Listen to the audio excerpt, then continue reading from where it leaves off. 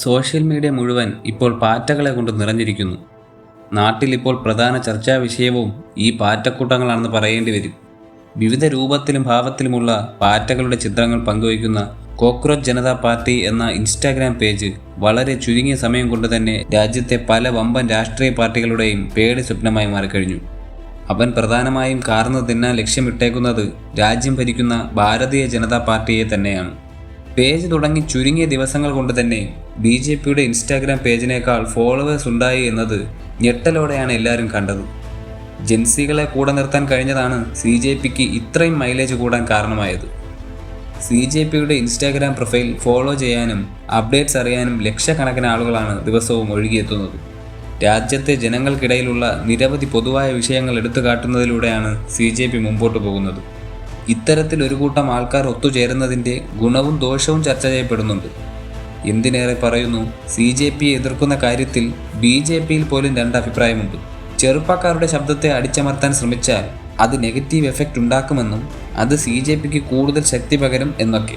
തമിഴ്നാട്ടിൽ വിജയ് നയിക്കുന്ന TVK ഭരണം പിടിച്ചെടുത്തത് അതിനൊരു ഉദാഹരണമായി അവർ ചൂണ്ടിക്കാട്ടുന്നു. ഇതിനിടെ CJPയുടെ ഇൻസ്റ്റാഗ്രാം അക്കൗണ്ട് ഹാക്ക് ചെയ്തെങ്കിലും അവർ വീണ്ടെടുത്തു.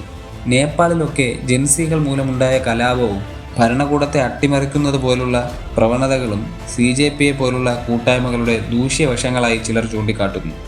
എന്നിരുന്നാലും CJP സോഷ്യൽ മീഡിയയിൽ തരംഗമായി മാറിക്കൊണ്ടിരിക്കുകയാണ്. ഇതെല്ലാത്തിൻ്റെയും തുടക്കം സുപ്രീം കോടതി ചീഫ് ജസ്റ്റിസിൻ്റെ ഒരു പരാമർശത്തിൽ നിന്നാണ്. കഴിഞ്ഞ കുറച്ച് ദിവസങ്ങൾക്ക് മുമ്പ് തൻ്റെ പരിഗണനയിൽ വന്ന ഒരു ഹർജിയുടെ വാദത്തിനിടെ അദ്ദേഹം പറഞ്ഞു, പാറ്റകളെപ്പോലെ കുറേ യുവാക്കളുണ്ട്. ഒരു തൊഴിലുമില്ലാത്ത അവർ മാധ്യമപ്രവർത്തകരും സോഷ്യൽ മീഡിയ ആക്ടിവിസ്റ്റുകളും RTA ആക്ടിവിസ്റ്റുകളുമെല്ലാം ആകും. ഭരണ സംവിധാനത്തെ ആക്രമിക്കും. തൊഴിലില്ലായ്മയും വിലക്കയറ്റവും മൂലം പൊറുതിമുട്ടുന്ന ഒരു രാജ്യത്തിൻ്റെ ചീഫ് ജസ്റ്റിസിൻ്റെ ഈ പരാമർശം യുവാക്കളെ, പ്രത്യേകിച്ച് ജൻസികളെ വല്ലാതെ പ്രകോപിപ്പിച്ചു. അവർ സോഷ്യൽ മീഡിയയിൽ ഈ പരാമർശത്തെ തലങ്ങും വിലങ്ങും വിമർശിച്ചു. തുടർന്ന് ചീഫ് ജസ്റ്റിസ് സൂര്യകാന്ത് വിശദീകരണം പോലും നൽകി. താൻ പരാമർശിച്ചത് യുവജനങ്ങളെക്കുറിച്ചല്ല, മറിച്ച് വ്യാജ ഡിഗ്രികളുമായി നടക്കുന്ന ചിലരെക്കുറിച്ചാണ് എന്ന രീതിയിൽ. യുവാക്കൾ വികസിത ഇന്ത്യയുടെ ആണിക്കല്ലാണ് എന്നും അദ്ദേഹം കൂട്ടിച്ചേർത്തു. പക്ഷേ ജൻസികൾ അതൊന്നും കൊണ്ട് അടങ്ങിയില്ല. രാജ്യത്തെ കോടിക്കണക്കിന് യുവജനങ്ങളുടെ രോഷം ഒരു കുടക്കീഴിൽ എത്തിക്കാൻ കഴിഞ്ഞത് മഹാരാഷ്ട്രക്കാരനായ അഭിജിത്ത് ടിപ്കെയുടെ ഒറ്റ നീക്കത്തിനാണ്. ചീഫ് ജസ്റ്റിസിൻ്റെ പരാമർശം വന്നതിൻ്റെ പിറ്റേന്ന് അഭിജിത്ത് കോക്രോച്ച് ജനതാ പാർട്ടി എന്ന പേരിൽ ഇൻസ്റ്റാഗ്രാം പേജും വെബ്സൈറ്റും ആരംഭിച്ചു. ഒരു ആവേശത്തിൻ്റെ പുറത്ത് തുടങ്ങിയതാണെങ്കിലും സംഭവം കയറി അങ്ങ് കൊളുത്തി. പുള്ളിക്കാരൻ മുമ്പ് ആം ആദ്മി പാർട്ടിയുടെ സോഷ്യൽ മീഡിയ കോർഡിനേറ്റർ ആയിരുന്നു. അതുകൊണ്ട് തന്നെ കാര്യങ്ങൾ കൈകാര്യം ചെയ്യാൻ എളുപ്പമായി.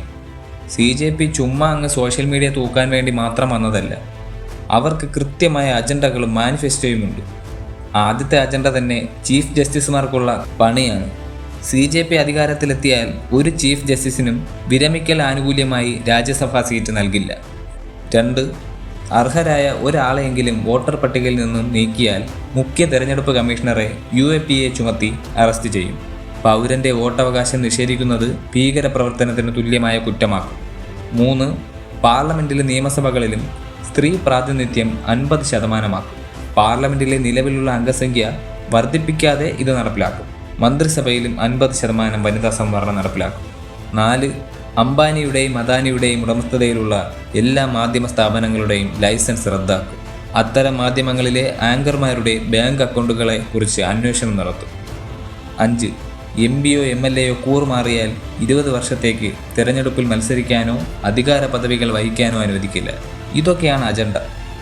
ഇനി പാർട്ടിയിൽ ചേരാനുള്ള യോഗ്യതകൾ. തൊഴിൽ രഹിതരാണോ? മടിയുള്ളവരാണോ? എപ്പോഴും ഓൺലൈൻ ഉള്ളവരാണോ? ജനങ്ങളെ ബാധിക്കുന്ന കാര്യങ്ങളിൽ ഷാർപ്പായി, സത്യസന്ധമായി, പ്രൊഫഷണലായി സംസാരിക്കാനുള്ള കഴിവുണ്ടോ? ഇതിൽ ഏതു വിഭാഗത്തിൽപ്പെട്ടവർക്കും പാർട്ടിയിൽ ചേരാം. എതിരാളികൾ CJPക്ക് എതിരായി കരുക്കൾ നീക്കാൻ തുടങ്ങിയിട്ടുണ്ട്. X അക്കൗണ്ട് മരവിപ്പിച്ചു കഴിഞ്ഞു. വ്യക്തമായ കാരണങ്ങൾ ചൂണ്ടിക്കാട്ടാതെ ആയിരുന്നു നടപടി. ഇൻസ്റ്റാഗ്രാം അക്കൗണ്ട് ഹാക്ക് ചെയ്തെങ്കിലും അവർ വീണ്ടെടുത്തു.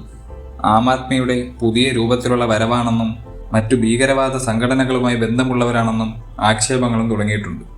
കണ്ടറിയണം പാറ്റക്കൂട്ടങ്ങൾ എന്തൊക്കെ വിപ്ലവം സൃഷ്ടിക്കുമെന്ന്. അതോ എതിരാളികൾ അവരെ വേരോടെ പിഴുതെറിയുമോ?